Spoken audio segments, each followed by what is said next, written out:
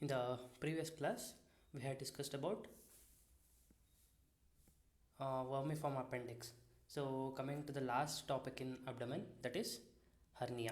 Okay, hernia and abdominal wall. This will be our last content in GIT. So, starting with hernia, mainly we'll be discussing about inguinal hernia and then femoral hernia and then some other epigastric hernia and other rare hernias. Okay, so before we start with inguinal hernia today, we need to know about the anatomy of inguinal canal basically. So for that, I have just prepared an overview.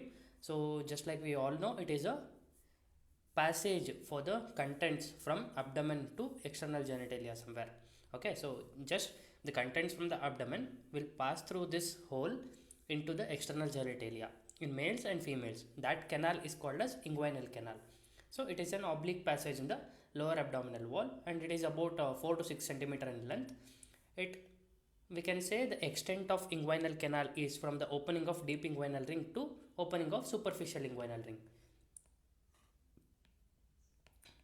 So there are two rings and this deep inguinal ring is a defect in fascia transversalis. Okay, so and it is oval in shape, whereas this superficial inguinal ring, it is a defect in external oblique muscle and it is triangular in nature. Okay, so this is the inguinal canal through which the contents from the abdomen pass into the pelvis and it is of about 4 to 6 centimeter in length. Okay, after this we need to know about the walls, like what is the anterior wall of the canal, what is the posterior wall of the canal, what is the roof of the canal and what is the floor of the canal. So just like we all know, there are mainly three layers of abdominal muscles. First one being external oblique and then internal oblique and then transverse abdominis and last one being fascia transversalis. So external oblique, internal oblique, transversus abdominis and then fascia transversalis. So these are the layers of abdominal muscle wall. Okay, in that, so anterior wall will be formed mostly by external oblique muscle. Along with that, it can be supported laterally by internal oblique muscle.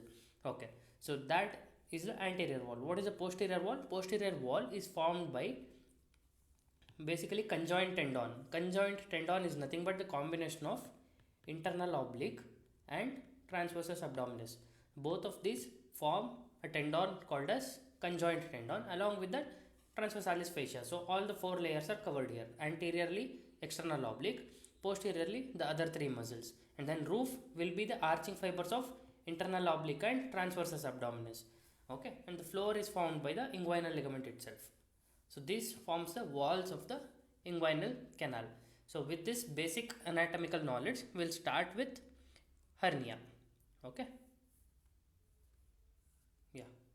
So what exactly is the definition of hernia? Hernia is nothing but protrusion of viscus or part of the viscus through the wall of its containing cavity.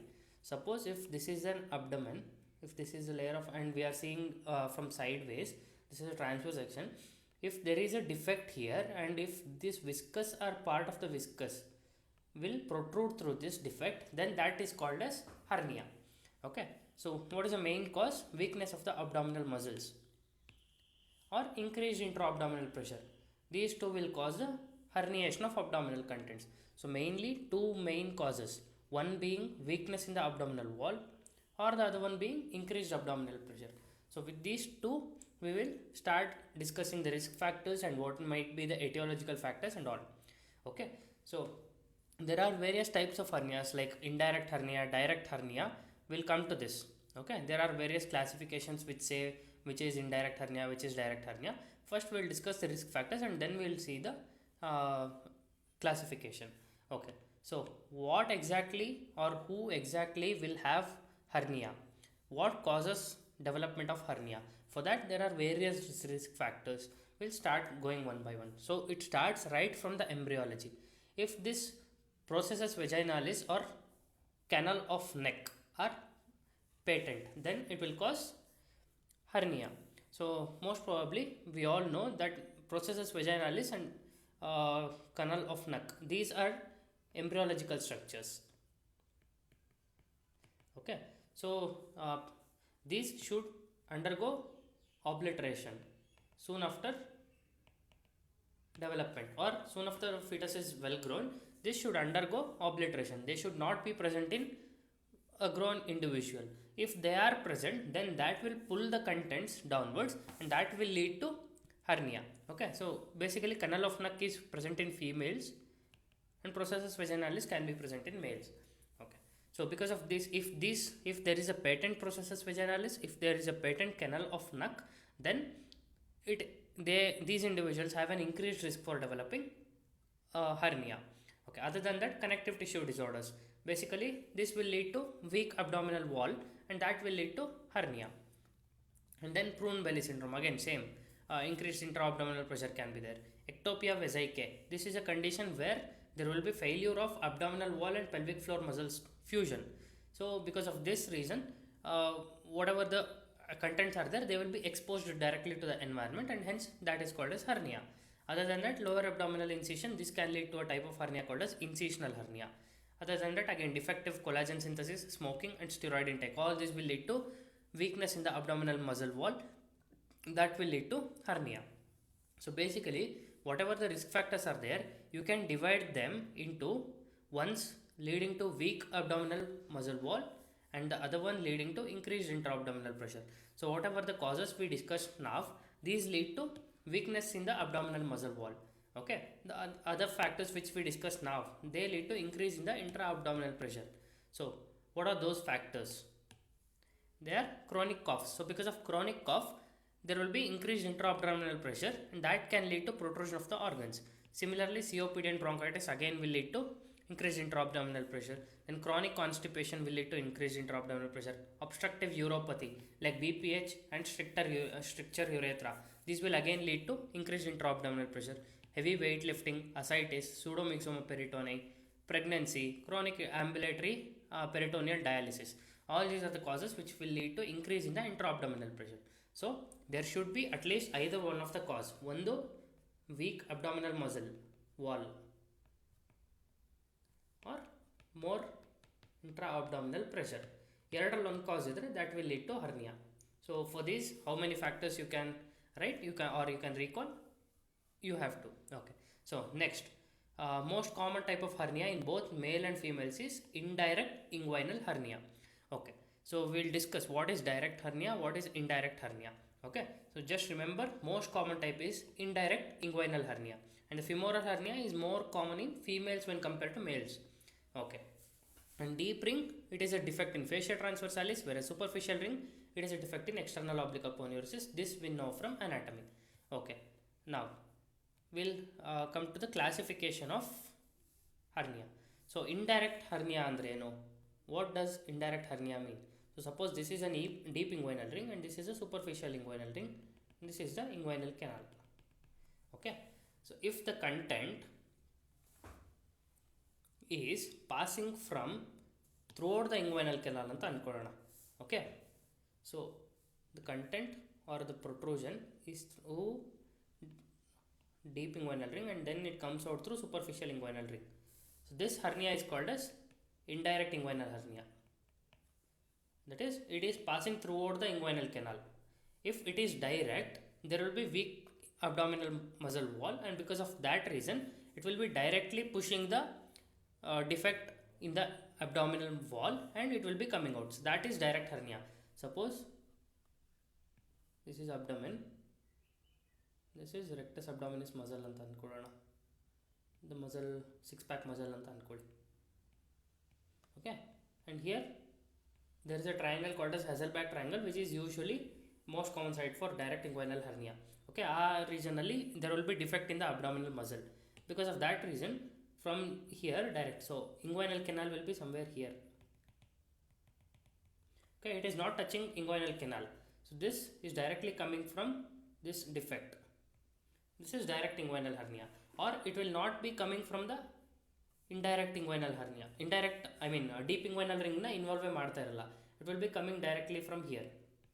Okay, so that type of hernia is called as direct hernia. Okay, so based on this knowledge, we will start reading about the classification of hernias. So first one being NIHS classification or New York Hernia University Society ಈ ಥರ ಏನೋ ಇರುತ್ತೆ. Okay, NIHS, New York ಅವರು ಕೊಟ್ಟಿರೋದು. So in this, there are four types.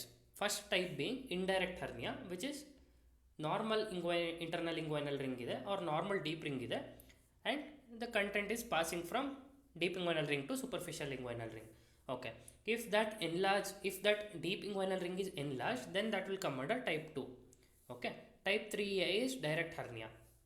Type 3B is indirect hernia through indirect hernial enlarge enough to encroach upon posterior inguinal wall, or indirect sliding or scrotal hernia or pantaloon hernia, you can say. Okay, so type 3C is femoral hernia, and type 4 is recurrent hernia, which can be a direct hernia or indirect hernia, femoral or combined. Recurrent idre it is type 4. Okay, type 3 is femoral hernia. Type 3 type 4 ge confusion illa. In type 3B, it is indirect inguinal hernia which will encroach upon posterior inguinal wall. Okay, posterior inguinal wall we have seen. Posterior wall is formed by all three other layers, that is transversus abdominis and conjoint tendon. So adru melgade this will encroach, and that is called as type 3B. Okay, so this was about Nyhus classification. Other one being Gilbert classification. According to this, type 1 is indirect and small, type 2 indirect and medium, type 3 is indirect and large. So defect ಬಗ್ಗೆ ಹೇಳ್ತಿದ್ದಾರೆ, basically deep inguinal ring. If it is small, okay. If the deep inguinal ring defect is medium, then it is type 2. If defect is large, then it is type 3. And type 4 is again direct inguinal hernia which involves entire floor. Type 5 is direct and it is diverticular.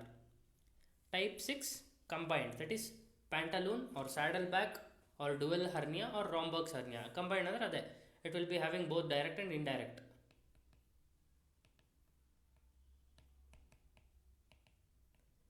Okay, and type 7 is femoral hernia. This is again Gilbert's classification. So now we will come to proper types of hernia. Indirect inguinal hernia. So in this, what happens, just like I have explained before, the sac or the protrusion or the viscus will enter via the deep inguinal ring and transfers throughout the inguinal canal and goes out via the superficial inguinal ring. So throughout the defect it is traveling, then it is called as indirect inguinal hernia.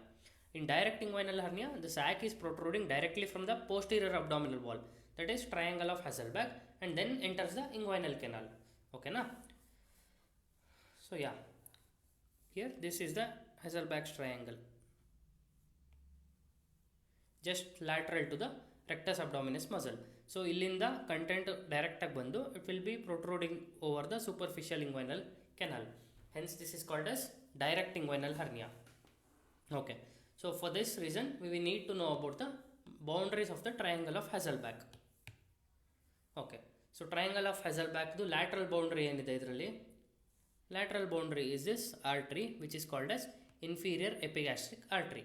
Okay, so medially it is formed by the lateral border of this rectus abdominis muscle, and then inferiorly is this ligament, that is inguinal ligament. So how can we say if the hernia we are seeing is direct or indirect? Andre main landmark is this inferior epigastric artery. Okay na? So we have seen inferior epigastric artery is forming the lateral border of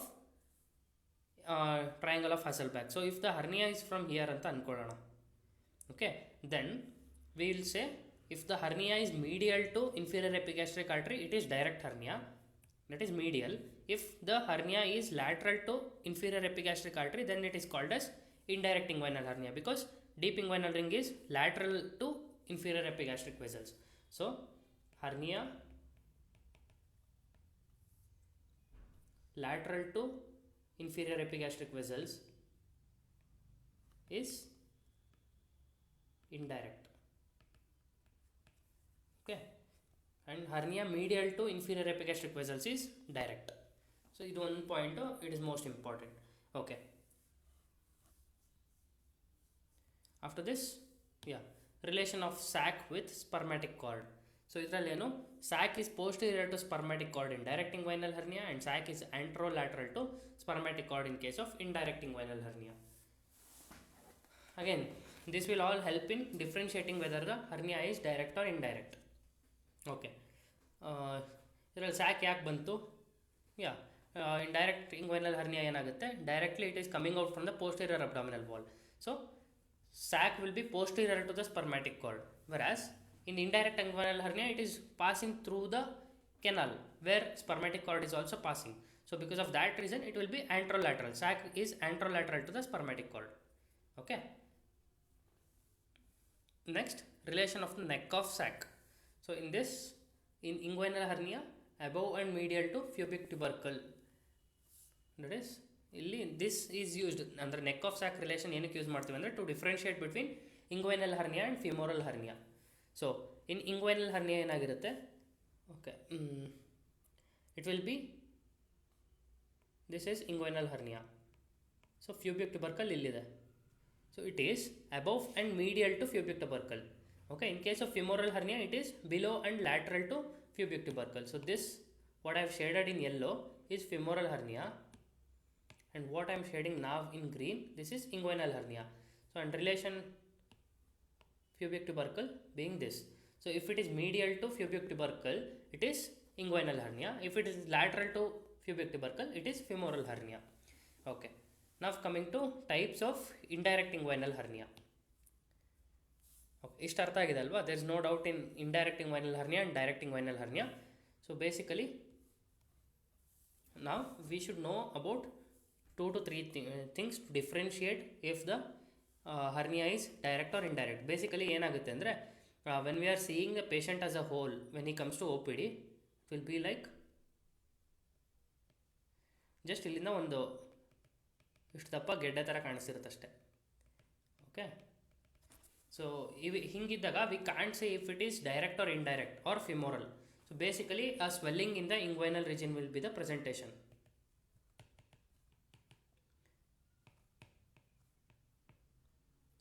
So we ourselves have to differentiate if it is direct inguinal hernia or if it is indirect inguinal hernia or if it is femoral hernia. And in order to differentiate this, we have discussed all these 3 points. First point being relation with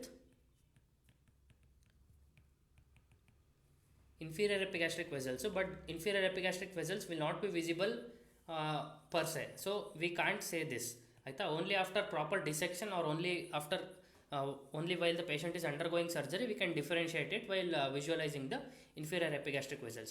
So anatomically how we can differentiate andre by relation with spermatic cord.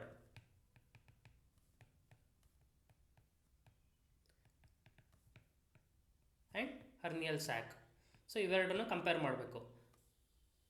If the sac is posterior to this spermatic cord ಅಂದರೆ ಇವಾಗ first sac ಏನಂತಾರೆ, spermatic cord will be passing through the inguinal canal and sac will be here. So that is sac is posterior to spermatic cord, then that is direct inguinal hernia. Okay, because sack ಇಲ್ಲಿದೆ ಹಿಂದ್ಗಡೆ ಇದೆ and card inguinal canal ಒಳಗಡೆಯಿಂದ ಇದೆ. ಅದೇ ಆ್ಯಂಟ್ರೋಲ್ಯಾಟ್ರಲ್ಲೇ ಇದ್ದರೆ sac, then that is indirect inguinal hernia. So sac ಜೊತೆಗಿಂತ ಒಂದು ರಿಲೇಷನ್ ಗೊತ್ತಾಯಿತು. After that another relation being neck of sac with pubic tubercle. If the pubic tubercle, if the sac is lateral to pubic tubercle, then that is femoral hernia. If the sac is medial to pubic tubercle, then that is inguinal hernia.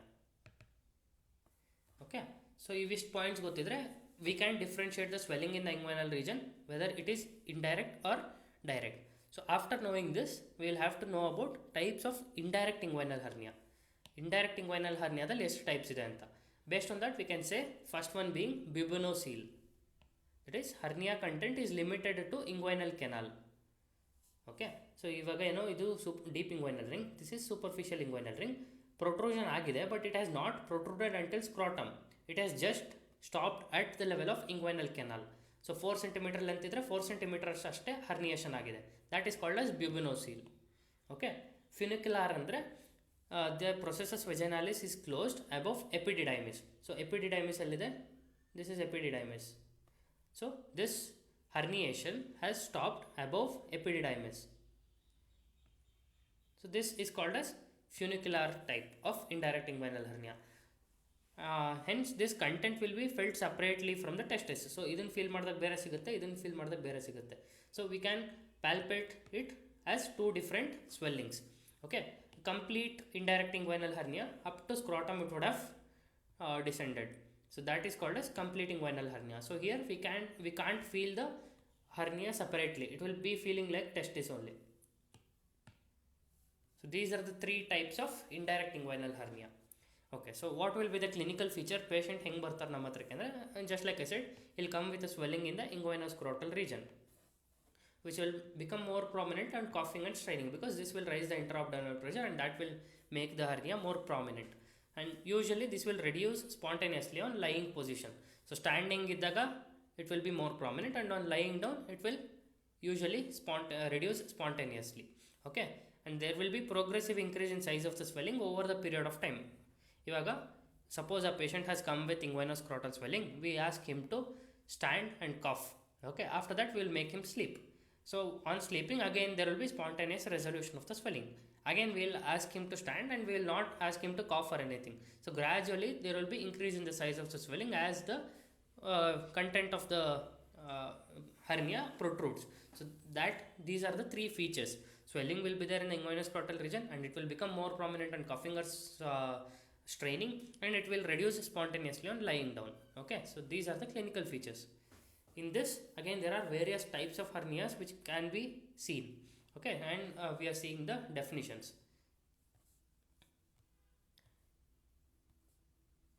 Okay, so first one being irreducible hernia. So ಇವಾಗ ಹೇಳಿದೆ hernia will be usually reducing spontaneously on lying down. If that hernia doesn't reduce spontaneously on lying down because there is some adhesions between the sac and the content, in that case it is called as irreducible hernia. Okay, what is incarcerated hernia? Contents cannot be reduced due to the presence of a fecal matter in the content. So ivaga this is hernia, it has protruded out and ಒಳಗಡೆ ಏನಿದೆ fecal matter ಇದೆ. So because of this reason it can't be reduced back, and that is called as incarcerated hernia. Incarcerated with feces, fecal matter. Okay, other type of hernia is obstructed hernia, in which because of intestinal obstruction and there will be preserved blood supply irutte, ischemia necrosis ಏನಾಗಿಲ್ಲ but ಒಳಗಡೆ ಹೋಗ್ತಿಲ್ಲ because there is an obstruction. This much canal is not sufficient for the content to go back, and for that reason it has got obstructed, and this can lead to ischemia and necrosis. So obstructed hernia is dangerous. It can lead to complication like strangulated hernia. In this intestinal obstruction agide and the blood supply is also lost, and because of this loss of blood supply there will be ischemia and then finally necrosis. Okay, so enterocoel andrenu, content is small intestine. The first part is difficult to reduce and last part is easy to reduce. So ಇದು ಹೆಂಗೆ ಅಂದರೆ content ಇವಾಗ ಈ ಥರ obstruction ಆಗಿರುತ್ತೆ, or this hernia is like this. Okay, so in this small intestine has content, initially there is difficulty because ಹೆಂಗೆಂಗೋ loop ಆಗಿರುತ್ತೆ and it will be difficult to pass through this, reduce ಮಾಡೋಕ್ಕೆ ಕಷ್ಟ. But once this initial part goes in, rest all part will move in aram se. So that is why they are saying first part is difficult to reduce but the last part is easy to reduce, whereas it is ulta in case of omentocele. Omentocele alli enagutte, first part is easy to reduce but the last part is difficult to reduce. Okay, because the content is duffy omentum. So duffy omentum idre hengirutte, it is basically like ಏನು ಹೇಳ್ಬೋದು, ಆ cloth ಅಂತ ಅಂದ್ಕೊಳ್ಳಿ. So ಕ್ಲಾತ್ನ ಹಿಂಗೆ pass ಮಾಡಿದರೆ it will be like initially it will be easy but while going in it will swirl around however it wants. So because of this reason initially it is easy to reduce but last part it will become difficult. ಇದು ಯಾಕೆ important ಅಂದರೆ, in case of hernia we ourselves will have to examine the patient and reduce the hernia and know what exactly is the content. So while reducing we will have to look if the first part is easy to reduce or difficult to reduce. If the first part is easy to reduce it is omentocele. Okay, if the first part is difficult to reduce then the content is small intestine. Based on the content also treatment will differ. So for that reason we will have to know these points. Okay, So what is Litter's hernia? If the content is Meckel's diverticulum, then the hernia is named as Litter's hernia. If the content of the hernia is appendix, then it is named as Amiand's hernia. Okay, so these are various named hernias which we can see. First one being irreducible, incarcerated, obstructed, strangulated, enterocele and omentocele, Litter's hernia and Amiand's hernia. Okay, so after knowing the clinical features and various types of hernia, we are knowing about diagnosis, how to diagnose a case of hernia. So similar to appendicitis, diagnosis is mainly by clinical examination. Okay, and the exception for this is only Spigelian hernia or internal hernia, which can't be visualized externally, and in order to diagnose it, we need a special scanning like ultrasound or CT. Hence, it cannot be diagnosed clinically. Rest all types of hernias can be diagnosed clinically. Okay, so what is the treatment? Once we know that this patient is having hernia, how do we treat him? So one being the treatment of the sac. Okay, that is herniotomy, opening of the sac. That is called as otomy, herniotomy, opening the sac. And for that reason, it is called as treatment of sac. So herniatomy alli ಏನು ಮಾಡ್ತೀವಿ? First inguinal skin crease incision, then division of subcutaneous fat ಸಿಗುತ್ತೆ. After that, 2 layers in the scrotum, that is campus fascia and scarpa's fascia. After that, incision along the directional fibers and external oblique aponeurosis ಸಿಗುತ್ತೆ. After this, isolate the sac from the spermatic cord, because cord should be separated from the sac. And then once the sac, open the sac at the fundus region, then invert the contents back, apply purse string suture over the sac, excise the redundant sac. So these are the steps of herniotomy. Okay, first obviously ಮೇಲ್ಗಡೆ ಏನಿದೆ skin ಇದೆ, ಅದಾದಮೇಲೆ subcutaneous fat ಸಿಗುತ್ತೆ, ಅದಾದಮೇಲೆ fascia ಸಿಗುತ್ತೆ, ಅದಾಗ್ತಿದ್ದಂಗೆ muscle ಸಿಗುತ್ತೆ, external oblique muscle ಸಿಕ್ಕಿದ್ಮೇಲೆ we will have to identify the herniated content, and then herniated ಕಂಟೆಂಟಲ್ಲಿ ಸ್ಯಾಕ್ನ ಕಾರ್ಡ್ನ ಸಪ್ರೇಟ್ ಮಾಡಬೇಕು. ಸ್ಯಾಕ್ನ ಕಾರ್ಡ್ನ ಸಪ್ರೇಟ್ ಮಾಡಾದ್ಮೇಲೆ will open the sac open ಮಾಡಿ what are the content has protruded outwards, will push it back. Okay, invert the contents back ಅಂದರೆ will push it back, and ಏನು ಕಂಟೆಂಟ್ ಏನು ಸ್ಯಾಕ್ ಉಳಿದಿರುತ್ತೆ that will be like a plastic cover. So ಅದಕ್ಕೆ ಒಂದು purse string suture, ಒಂದು round suture ಹಾಕ್ಕೋಬೇಕು. Okay, so after that purse string suture excise the redundant sac. Okay, so ಆಚೆ ಕಡೆ plastic cover ಥರ ಎಕ್ಸ್ಟ್ರಾ ಟಿಶ್ಯೂ ಏನು ಉಳ್ಕೊಂಡಿರುತ್ತೆ that is the sac, and that sac is removed. Okay, so this is a procedure of herniotomy. Once after this class, you just watch a video of herniotomy in YouTube, you will be clear with it. Okay, so after this was treatment of hernia, that is sac. Okay, one is herniotomy, other one being herniorrhaphy. Idralenu up to herniotomy it is same. Okay, once the sac is excised, then you will have to go for inguinal floor reconstruction with the sutures. Like alle ಏನೇನು connective tissue ಉಳಿದಿರುತ್ತೆ, using that connective tissue we will reconstruct the floor, that is inguinal ligament ಜೊತೆಗೆ we will add these ಏನಂತಾರೆ connective tissue so that it becomes strong and there won't be recurrence of the hernia.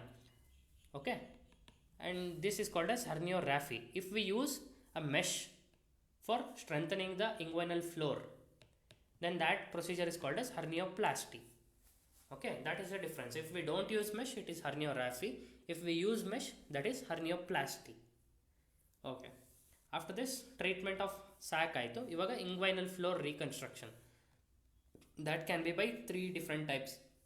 That is primary tissue repair, and these techniques have specific names. So first one being Bessinis repair and Scholdi's repair. Okay, other one being anterior tension free repair, and this is most commonly used and gold standard, that is anterior tension free repair, Lichtenstein repair ಅಂತ ಕರಿತೀವಿ.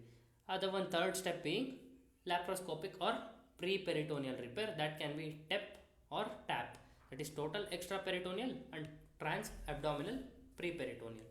Okay, we will discuss about all these steps now.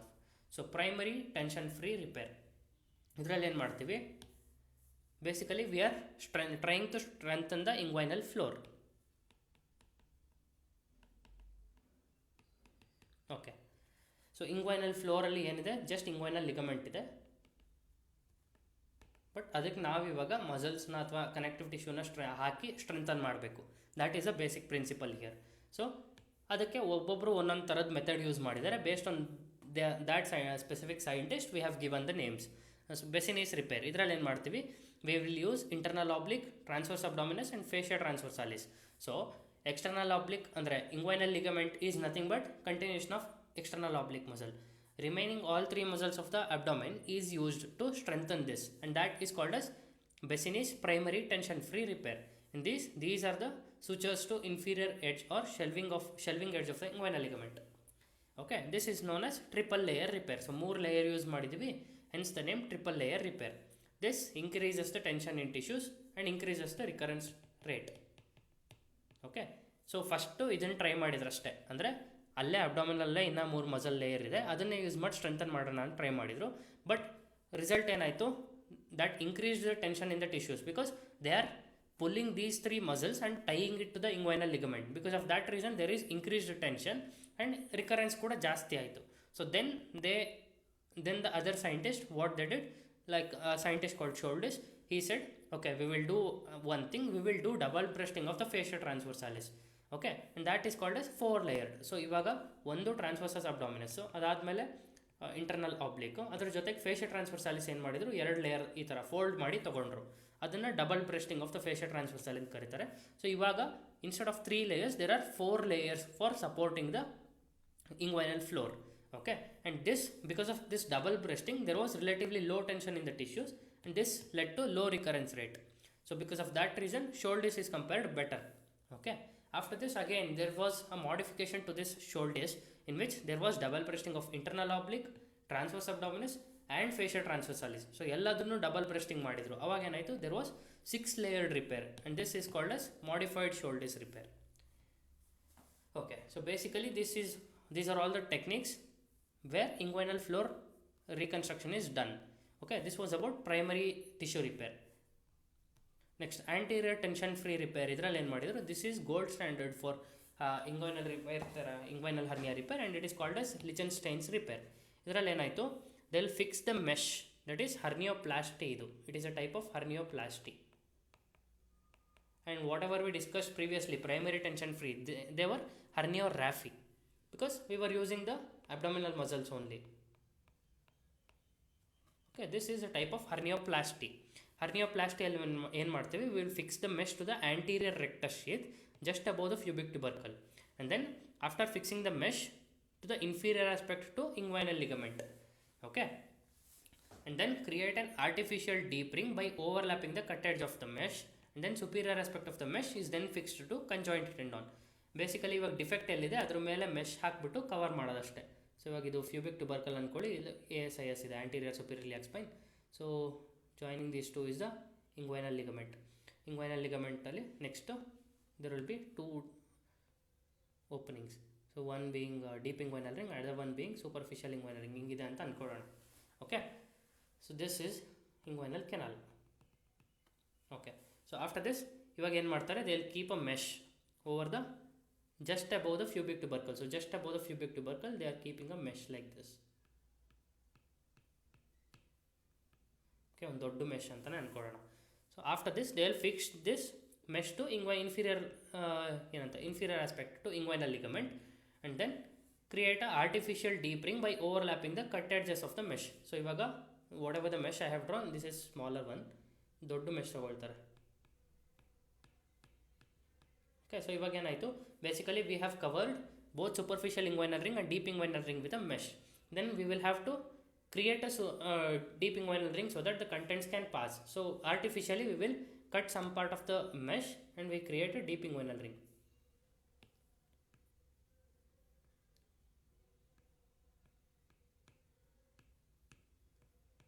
So now whatever the thing I have drawn in black, that is deep inguinal ring, and superficial inguinal ring is below the mesh. Okay, so then superficial aspect of the mesh whatever is there, that is fixed with the conjoint tendon. So ಇದನ್ನೆಲ್ಲ conjoint tendonic stitch ಮಾಡ್ತಾರೆ. So ಒಂದು ಕಡೆ inferior aspect of inguinal ಲಿಗಮೆಂಟಿಗೆ stitch ಆಗಿದೆ, ಮಿಕ್ಕಿದೆಲ್ಲ conjoint tendonic switch ಆಗಿದೆ. So only this deep inguinal ring is created and the contents are allowed to pass. Okay, superficial inguinal ring, because of that defect there was inguinal hernia happening and we have closed that defect. This was about Lichtenstein's repair. Okay, so next other approach being laparoscopic approach. So laparoscopic ಅಪ್ರೋಚಲ್ಲಿ 2 ಥರ ಇದೆ. Total extra peritoneal, ಅಂದರೆ peritoneum ಒಳಗೆ entry ಆಗ್ತಾ ಇಲ್ಲ, ಆಚೆ ಕಡೆಯಿಂದನೇ we are trying to repair. other one being trans-abdominal but pre-peritoneal. Okay. So first one being total extra-peritoneal. ಇದರಲ್ಲಿ ಏನು ಮಾಡ್ತಾರೆ, advantages, there is decreased risk of bowel injury because we are not entering into the abdominal cavity but we are outside the peritoneum and we are trying to repair the defect. Okay, but disadvantage ಏನಂದರೆ there is a small working space and surgery is difficult, hence experienced surgeon is preferred. Okay, TAP ಅಲ್ಲಿ total abdominal pre-peritoneal, trans-abdominal pre-peritoneal we can say. So ಇದರಲ್ಲಿ ಏನೋ laparoscopy, proper laparoscopy ಥರನೇ, we will enter the abdominal cavity and from behind we will try to close the defect, and this is preferred by beginners because there will be huge working space. Disadvantage is there is increased risk of bowel injury and adhesion formation. Okay, in government setup usually we will prefer ಲಿಚೆನ್ಸ್ಟೈನ್, ಅಂದರೆ ನಮ್ಮ hospitals, government ಹಾಸ್ಪಿಟಲ್ಸಲ್ಲೆಲ್ಲ ಒಂದು mesh ಹಾಕ್ಬಿಟ್ಟು ಹರ್ನಿಯೋಪ್ಲಾಸ್ಟಿ ಮಾಡೋದನ್ನು prefer ಮಾಡ್ತಾರೆ ಜಾಸ್ತಿ, hence it is called as gold standard. Private ಸೆಟಪ್ಪಲ್ಲಿ they will go for laparoscopic because surgical scar ಕಮ್ಮಿ ಇರುತ್ತೆ ಆ್ಯಂಡ್ ಎಕ್ಸ್ಪರ್ಟ್ ಸರ್ಜನ್ಸ್ ಇರ್ತಾರೆ, they can perform all this and facilities will be available. Usually early repair and no scar is visible in case of laparoscopy, ಅದಕ್ಕೆ ಲ್ಯಾಪ್ರೋಸ್ಕೋಪಿಗೆ ಹೋಗ್ತಾರೆ. So ಇವಾಗ basically if I have to explain TEP and TAPP. Okay, so suppose a patient is lying down like this. Okay, so just start telling the layers of the abdomen now. ಆಚೆ ಕಡೆ external oblique muscle, ಅದರೊಳಗಡೆ internal oblique, after that transverse abdominis, after that is a fascia called as transversalis fascia or fascia transversalis. Okay, so these are the 4 layers. After this 4 layers there is peritoneum.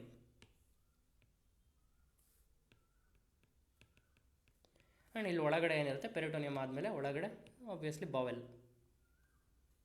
Okay, ಹಿಂದ್ಗಡೆ this is vertebra. Okay, so ಈ ಥರ we are imagining patient is lying down and we are seeing from above. Okay, so TEP ಟ್ಯಾಪ್ಗೆ ಏನು difference ಅಂದರೆ, so ಇವಾಗ ಟೆಪ್ಪಲ್ಲೇನು totally extra peritoneal, so we are not reaching inside this peritoneum, we are creating a laparoscopic port in such a way that we will reach this plane.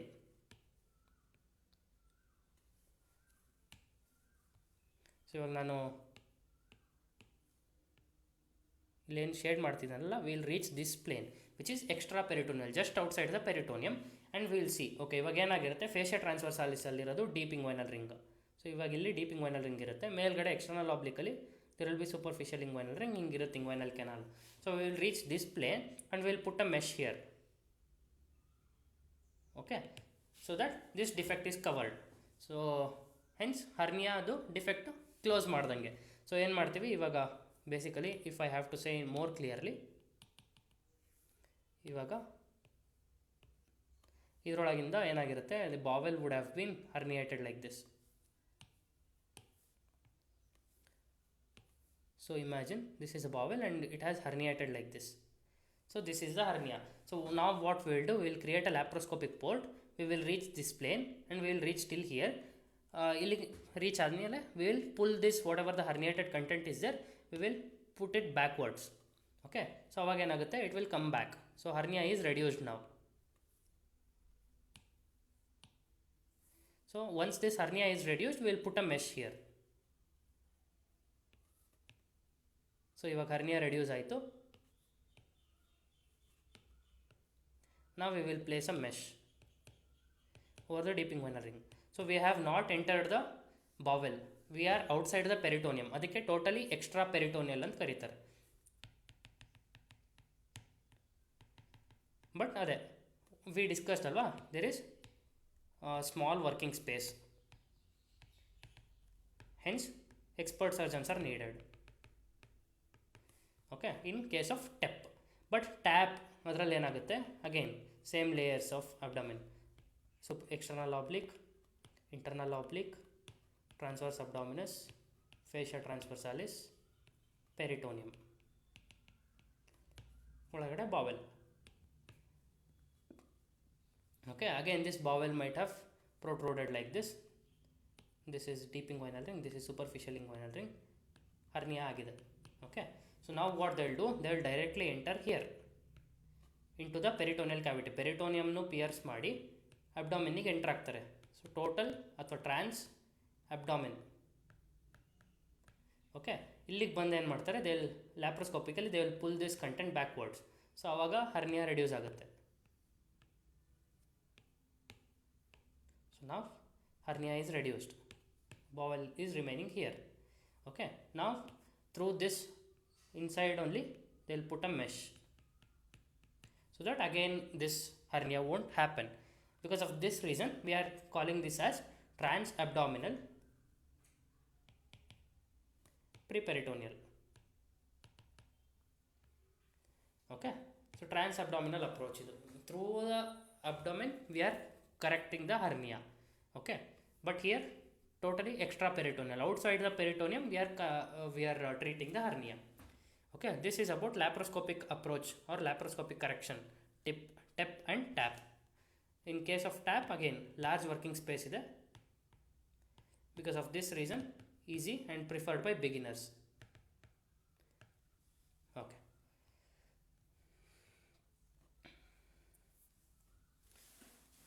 yeah, so while doing this laparoscopic repair we should be having concern regarding two specific triangles, that is nothing but the region of our body where there can be damage that can lead to death. First one being triangle of doom. So just like the name suggests, it is a dangerous triangle where the boundaries include, suppose see this is deep inguinal ring. Okay, so after deep inguinal ring there is a triangle here. Medially there is vast difference. Okay, laterally there is gonadal vessels and base is by the fold of the peritoneum. Apex is deep ring. Content ಏನಿರುತ್ತೆ ಇಲ್ಲಿ iliac vessels ಇರುತ್ತೆ, that is iliac artery and iliac vein. So while doing laparoscopic surgery, if we enter or if we damage the vessels in this triangle, then there will be uncontrollable bleeding. The patient will undergo shock and he'll die. Hence the name triangle of doom.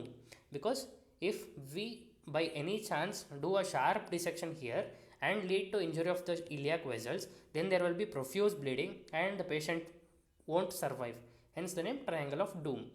Okay, the nerves between iliopubic tract, gonadal vessels and fold of peritoneum, like femoral nerve, femoral branch of genitofemoral nerve, anterior cutaneous nerve and lateral cutaneous, these are also the contents of triangle of doom.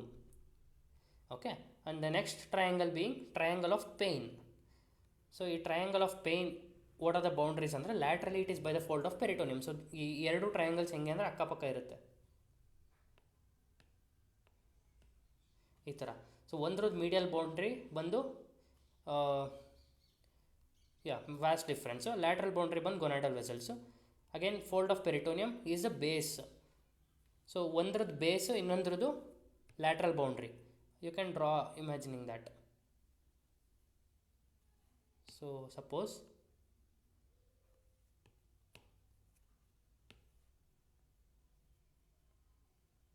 this is the base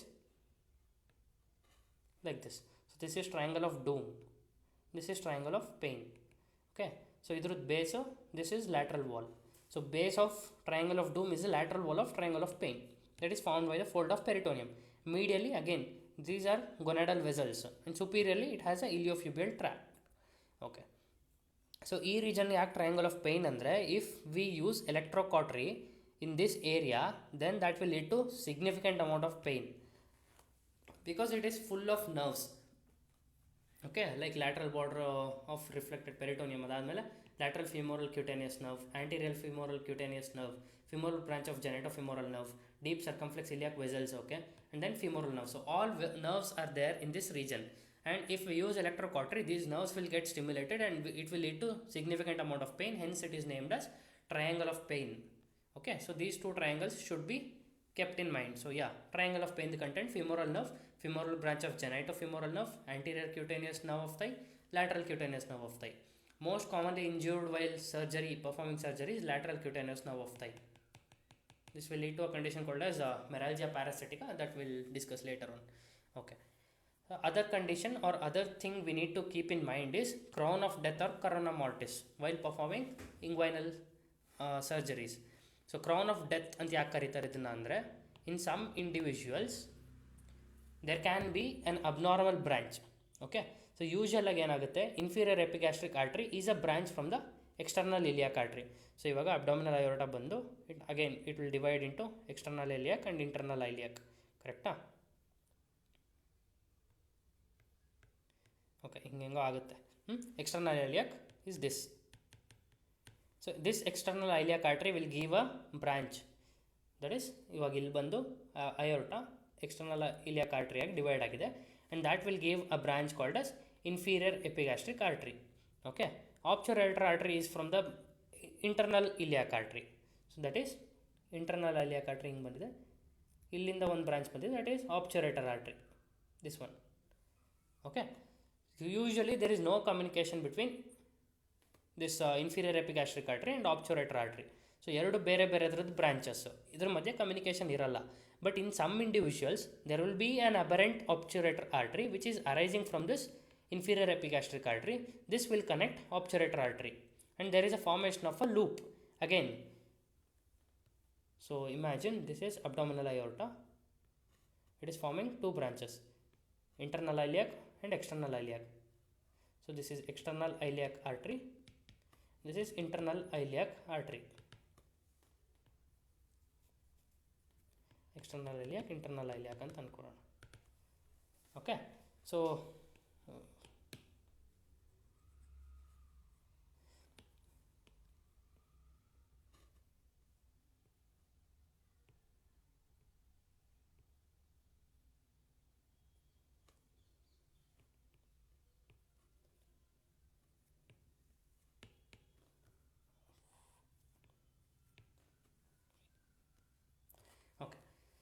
So yeah, external iliac and internal iliac. It has got stuck.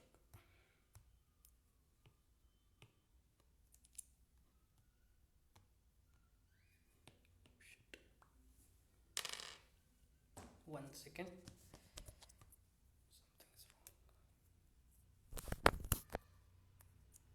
Something is wrong. Okay. Probably pencil stopped working. So yeah. External iliac and internal iliac artery, these won't be joining one another in normal individuals. If there is an aberrant artery which is joining these two arteries, in that case there is a vascular loop. ಮೇಲ್ಗಡೆ abdominal aorta ಇಂದಾಗಿ it has divided into external iliac and internal iliac for a purpose, and again if it is connecting there is a vascular loop.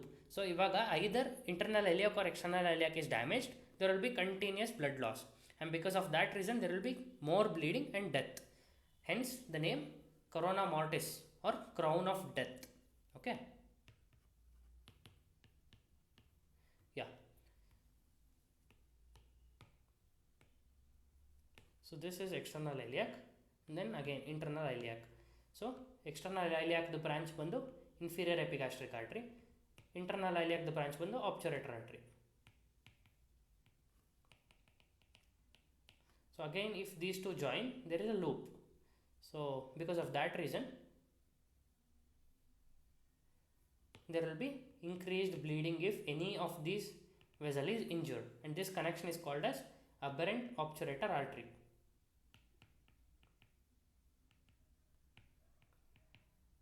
Okay, so hence the name corona mortis or crown of death. Okay, after this we need to know about two spaces called as space of Retzius and space of Bogros. So space of Retzius ಅಂತ ಕರೆದ್ರೆ it is a retropubic space, okay, between pubic bone and bladder, ಎರಡರ ಮಧ್ಯೆ ಇರೋ ಸ್ಪೇಸ್ನ retropubic space ಅಂತ ಕರೀತಾರೆ. So suppose we are seeing transfer section ಅಂತ ಅನ್ಕೋಣ. So this is a pubic bone and then there will be this will be urinary bladder, ಇದ್ರ ಮೇಲ್ಗಡೆ uterus ಅಂತ ಅನ್ಕೋಣ if we are drawing a female, and then after that rectum and anal canal. So whatever the space is there between the pubic bone and urinary bladder, this is called as space of Retzius. Okay, space of Bogros andre it is a retroinguinal space. Okay, it is between extraperitoneal space located deep to the inguinal ligament. It is situated laterally and cranial to the space of Retzius. So this space we are seeing in transverse section, correct? ಅದೇ ಥರ if we see anteriorly ಅಂದರೆ ಮುಂದ್ಗಡೆಯಿಂದ ನೋಡಿದರೆ it will be like This is a urinary bladder. Above this there will be uterus and behind will be the rectum. Okay, so pubic bone ಇಲ್ಲ ಇರುತ್ತೆ. Okay, so ಫ್ಯೂಬಿಕ್ ಬೋನ್ ಆ ಕಡೆ ಈ ಕಡೆ ಯಾವ space ಇದೆ ದ್ಯಾಟ್ ಈಸ್ ಸ್ಪೇಸ್ ಆಫ್ ಬೋಗ್ರೋಸ್. ಇದ್ರ ಹಿಂದ್ಗಡೆ ಇರೋ ಸ್ಪೇಸ್ ಆಫ್ ರೆಟ್ಸಿಯಸ್, ಆ ಕಡೆ ಈ ಕಡೆ ಲ್ಯಾಟ್ರಲಿ ಆ್ಯಂಡ್ ಕ್ರೇನಿಯಲಿ ಇರೋ space of Bogros. Okay, so these two spaces we need to remember. Okay, after this, what are the complications of groin hernia repair? Hernia repair ಮಾಡೋದು ಅಂತ ಹೇಳಿದ್ವಿ. ಸೊ ಆ ಸರ್ಜರಿಯಿಂದ ಏನೇನು ಕಾಂಪ್ಲಿಕೇಶನ್ಸ್ ಆಗ್ಬೋದು? ಒಂದು, again hernia is recurrent disease, ಮತ್ತೆ recur ಆಗ್ಬೋದು if there is no proper preventive measures taken after that. So suppose if you operated on a patient who is a chronic smoker, so operate ಮಾಡಿ we have corrected a hernia and we have sent him home. Again he starts smoking. Because of that reason, again there will be weak abdominal muscle wall, again he will develop hernia, so recurrence. After that there can be a hematoma formation and then seroma formation can happen. Ischemic orchitis, that is blood supply to testis might undergo ischemia, and because of that reason there will be loss of function of testis, we can say. And then if there is this ischemic orchitis, then that can lead to testicular atrophy if the testicular artery is injured during surgery. Other than that, osteitis pubis due to damage to periosteum of the pubic tubercle. So while just like I said, primary tissue repair ಮಾಡ್ತಿರ್ತೀವಲ್ಲ, we will try to suture the mesh to pubic tubercle and then rest of the parts to conjoint tendon. During that time, if we damage the periosteum of the pubic tubercle, then that will lead to inflammation of that pubic tubercle called osteitis pubis. Other than that, because of close relation with pelvic structures like bladder, there can be bladder injury. Infection ಆಗೋ chances ಜಾಸ್ತಿ, because we have opened through abdomen through and through. Because of that reason there will be increased chances of infection, wound infection. And then mesh related complications like contraction of the mesh, erosion due to mesh and infection. Usually ಇವಾಗ ನಮ್ಮ hospital most common ಆಗಿ ಬರ್ತಿರೋದು mesh infections. ಗೊತ್ತಿಲ್ಲ, may be because of unhygienic practices which is being followed in the hospitals can be one of the reason. Otherwise other one being the same old like wound infection ಆಗಿ ಅದರೊಳಗೆ ಹೋಗಿ mesh infection ಮಾಡ್ತಿರ್ಬೋದು. So some reasons are there. Okay, so these are the complications which can follow the groin hernia repair. Okay, last one more hernia is remaining, we'll finish it off. Okay, so after all this, strangulated hernia ಅಂದರೆ ಏನಂತ ಹೇಳಿದ್ವಿ? It is obstructed hernia plus impaired blood supply. So usually hernia is a elective type of surgery, but in case of strangulated hernia there is impaired blood supply, because of which there is loss of blood supply to the particular part of intestine which has undergone necrosis, and hence it becomes an emergency surgery. That is, strangulated hernia is characterized by intestinal obstruction. So intestinal obstruction ಅಂದರೆ it can undergo perforation again. So intestinal obstruction ಆಗ್ತಿದೆ ಅಂದರೆ it is an emergency surgery, and impaired vascular supply of the bowel ಆಗಿರುತ್ತೆ. Because of that reason we'll do emergency. Okay, so most common constricting agent is the neck of the sac. Okay, clinical features ಏನಿರುತ್ತೆ in case of strangulated hernia ಅಂದರೆ the hernia won't be reducible, and because of intestinal obstruction there will be signs and symptoms of intestinal obstruction like colicky pain ಇರುತ್ತೆ. ಯಾವ peristalsis ಆಗುತ್ತೆ ಅವಾಗೆಲ್ಲ colicky pain ಬರುತ್ತೆ, and bilious vomiting, non passage of feces and flatus will be there. That is absolute obstipation, we can say. Other than that, there will be history of sudden pain over hernia followed by generalized pain. Okay, examination ಮಾಡಿದಾಗ this area will be tense and tender. Swelling will be tense and tender, extremely tender. Discolouration ಆಗೋಕ್ಕೆ ಶುರುವಾಗುತ್ತೆ, because ಇಶೆಮಿ ಆಗ್ತಿರುತ್ತೆ. Necrosis ಆದರೆ blackish R bluish reddish ಈ ಥರ. Okay, colour change ಆಗೋಕ್ಕೆ ಶುರುವಾಗುತ್ತೆ overlying the hernia. There will be no cough impulse. Cough impulse ಅಂದ್ರೇನು? On coughing the swelling should increase. But ಈ ರೀಸನಲ್ಲಿ ಹೆಂಗಾಗಿದೆ ಅಂದರೆ it has struck in one place. So ದೊಡ್ಡದು ಆಗಲ್ಲ, ಸಣ್ಣದು ಆಗಲ್ಲ, and it started changing colour and pain ಶುರುವಾಗುತ್ತೆ. So that is called as strangulated hernia. Diagnosis again based on clinical examination only. If there is colicky pain and signs of intestinal obstruction, and if there is all these features like tense, tender swelling, discoloration of the skin, and no cough impulse, then we can say it is a type of strangulated hernia. Treatment ಏನು ಮಾಡ್ತೀವಿ? Since it is an emergency, first intestinal obstruction ಹೆಂಗೆ treat ಮಾಡ್ತೀವಿ ಅದೇ ಥರ treat ಮಾಡಬೇಕು. Like put IV fluids and resuscitate him well, keep him NPO, put nasogastric, that is Ryle's tube, don't give anything through mouth, and then IV fluids, IV antibiotics to prevent infection, and then we will take him to surgery.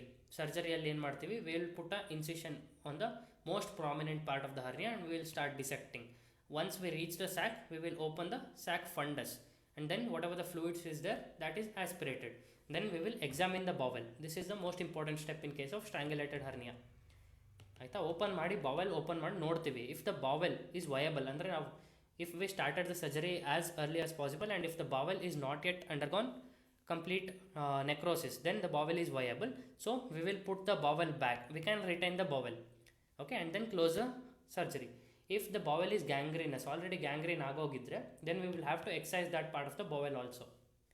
Okay, after that, if omentum is also non-viable, then we will remove the omentum also. If otherwise, we will then secure the ligature and excise the non-viable part of the bowel, omentum, then close the surgery. Okay, so here strangulated hernia dalli idondu step extra, examining the bowel. If bowel is viable, we will reduce the bowel and just excise the sac. If the bowel is already gangrenous, we will have to excise the bowel also, and then we will look for omentum. If omentum is also non-viable, then excise that non-viable part of the omentum also. Okay, other than that, use of synthetic mesh is contraindicated in case of strangulated hernia because increased risk of infection. Already gangrene agide athwa gangrene set in agide andre there will be infection growing there. So adra mele mesh hakidre again mesh infection agutte, again that will become a complication.